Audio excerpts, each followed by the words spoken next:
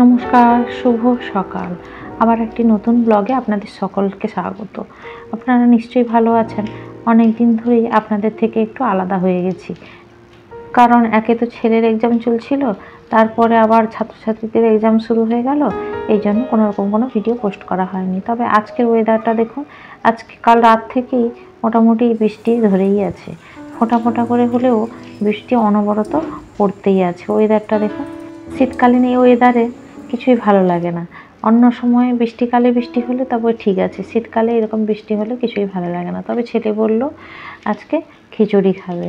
তবে আমাদের এখন নিরামিষ চলছে, কারণ আমি যেখানে থাকি সেখানে একজন মাতৃসম কাকিমাকে আমরা অকালে হারালাম। আসলে জীবন বড় ক্ষণস্থায়ী, কখন যে কার কী হয় কিছুই বলা যায় না। তবে সেই কারণে একই বাড়ি তো, তাই নিরামিষ চলছে। তবে আমরা সেরকম সেদ্ধ ভাত খাচ্ছি না, তবে নিরামিষ রান্নাই খাচ্ছি। তবে ছেলে বলল খিচুড়ি খাবে, তাই সব রকম সবজি একটু একটু করে কেটে নিয়েছি। আর প্রেসার কুকারে চাল ডাল সবজি দিয়ে সেদ্ধ বসিয়ে দিব, মোটামুটি সিটি মেরে নামিয়ে নেব। আর ওদিকে শুধু খিচুড়ি তো খাবে না, বাঁধাকপি কেটেছি, বাঁধাকপির তরকারি করব আর একটু চাটনি করব। কড়াইটা গরম হয়ে গেছে, কড়াইতে সাদা তেল দিয়ে দিলাম, কারণ সর্ষের তেল এখন আমরা খাচ্ছি না বললাম। এবং সাদা তেল দিয়ে বাঁধাকপিটা রান্নাও প্রায় হয়ে গেল, বাঁধাকপিটা নামিয়ে নিলাম।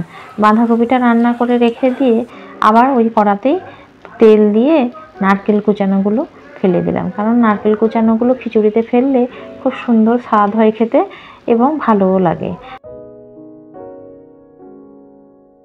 নারকেলগুলো তো ভাজা চলছে, সঙ্গে আদা কিছু কুচিয়ে নিয়েছি এবং আদা কুচানোটাও নারকেলের সঙ্গে তেলে ভেজে নিব, দিয়ে খিচুড়ির মধ্যে ফেলে দিব। আর খিচুড়িতে লঙ্কা গুঁড়ো, চিনি, এগুলো তো মিষ্টি সব একসঙ্গে মোটামুটি দিয়ে খিচুড়িটা ওই প্রেসার কুকারেই সিটি মেরে দিব। তবে আপনারা নর্মাল নারকেল কুচিও দিতে পারেন, কিন্তু আমি নর্মাল নারকেল কুচি দিই না, সব কিছুতেই নারকেলগুলোকে ভেজে দিলে একটু তার স্বাদ আলাদা। এখানে আদা কুচানো, নারকেল কুচানো আর তেজপাতা এগুলোকে তেলে ভেজে নিয়েছি একটু, আর ওইগুলো প্রেসার কুকারে দিয়ে দিব।